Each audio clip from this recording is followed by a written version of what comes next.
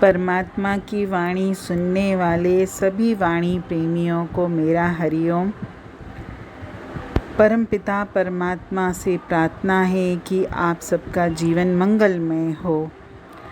जो भी परमात्मा की वाणी डेली नियम पूर्वक सुनते हैं उनके ऊपर परमपिता परमात्मा की कृपा हमेशा बनी रहे, मैं यही कामना करती हूँ। आज की वाणी भी शब्द के ऊपर है। शब्द की हमारे जीवन में कितनी महिमा है, हमेशा सोच समझकर बोलना चाहिए। वाणी में, दोहों में कितना हम सुनते हैं कि शब्द पहले आप सोचिए, इसके बाद बोलिए, क्योंकि शब्द बहुत जल्दी असर करता है। हम क्या शब्द बोलते हैं, हम किस तरह के वचन मुख से निकालते हैं, इसकी बहुत महिमा है। और आज एक छोटी सी सत्य कहानी इसी के ऊपर है कि शब्द की कितनी महिमा होती है। एक राजा था, उसने एक बार सपने में देखा कि उसके सारे दांत टूट गए हैं। राजा तो राजा है, अब सपने के बारे में वो सारा दिन सोचने लगा। उसको तो बहुत चिंता होने लगी। उसे बार बार ये लग रहा था कि ये इस तरह का विचित्र सपना मैंने कैसे देखा कि मेरे सारे दांत टूट गए, ज़रूर इसका कोई तो अर्थ होगा। तो उसने अपने राज्य के जो भी प्रकांड ज्योतिषी थे, जो बताते थे सपनों के अर्थ, जिनको ज्योतिष विद्या का ज्ञान था, उनको बुलवाया उसने और पूछा उनसे कि मेरे इस सपने का अर्थ क्या है कि मेरे सारे दांत टूट गए, मुझे तो बहुत चिंता होने लगी है। तो एक ज्योतिषी ने उनसे कहा, राजन, इस सपने का अर्थ ये है कि आपके सारे सगे संबंधी मर जाएंगे। ये सुनकर तो राजा को बहुत गुस्सा आया।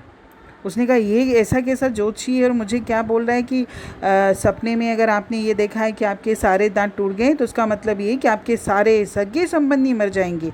उसको बहुत क्रोध आया और उसने कहा कि इस ज्योतिषी को तो फांसी पे चढ़ा दो, और उसको फांसी की सज़ा सुना दी। फिर राजा ने दूसरे ज्योतिषी से पूछा कि मेरे इस सपने का अर्थ क्या है कि मेरे सारे दांत टूट गए, मैंने ये सपना देखा।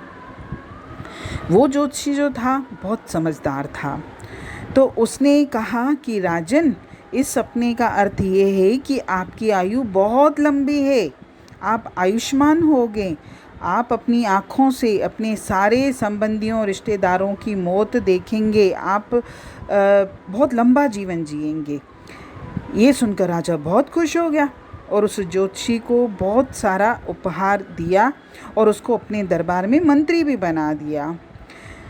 ये है शब्द की महिमा, क्योंकि दोनों ज्योतिषियों ने बात वही कही थी। पहले ज्योतिषी ने क्या कहा था कि आपके सारे सगे संबंधी मर जाएंगे, इस सपने का अर्थ ये है, सिंपल ऐसे बोला। लेकिन दूसरे ने क्या बोला, पहले तो उसको क्या बोला कि राजन, आपकी आयु तो बहुत लंबी है, आप तो आयुष्मान हो और आपकी आँखों के सामने ही सारे आपके सगे संबंधी जाएंगे। तो बोलने का अर्थ दोनों बातों का एक ही है, लेकिन जो पहले ने बात की थी उसको सुनकर तो राजा को गुस्सा आ गया था और दूसरे की बात सुनकर राजा खुश हो गया। तो जब भी हमको शब्द इस्तेमाल करने होते हैं तो थोड़ा सा हम इस तरीके से शब्द, अगर, क्योंकि कहते तो है ना कि सच कड़वा होता है, क्योंकि अगर आप सच किसी को भी बोलोगे तो सच भी शब्दों के माध्यम से ही बोला जाएगा। सच कड़वा ही होता है, सुनने में अच्छा नहीं लगता है। कि जैसे यहाँ राजा को दोनों जोशियों ने यही बात कही थी कि सपने का अर्थ ये कि आपके सगे संबंधी मर जाएंगे, लेकिन पहले का ढंग दूसरा था बोलने का, दूसरे का दूसरा ढंग था। तो जो दूसरे जोशी ने जिस तरीके से बात बोली, बस यही है कि शब्द हमेशा इस तरीके से बोलना है जिससे सामने वाले को सुनने में अच्छा लगे, सामने वाला प्रोत्साहित हो, वो ऊंचा उठे, ना कि वो गिरे, ना कि उसे क्रोध आए, ना कि वो परेशान हो। और शब्द के लिए तो बोला भी जाता है, बहुत अच्छा दोहा है कि शब्द संभाले बोलिए, शब्द के हाथ न पाँव रे, एक शब्द औषध करे, एक शब्द करे घाव रे। और राइट भी है, ये बिल्कुल सही है ये, कि शब्द की यही महिमा है, क्योंकि शब्द के भले हाथ पैर नहीं होते हैं, फिर भी कई बार शब्द हमको घायल करता है, हमको घाव देता है। इसीलिए बोलने से पहले थोड़ा सा सोचना चाहिए कि हम क्या बोल रहे हैं और हमारे शब्दों का सामने वाले के ऊपर क्या असर आएगा।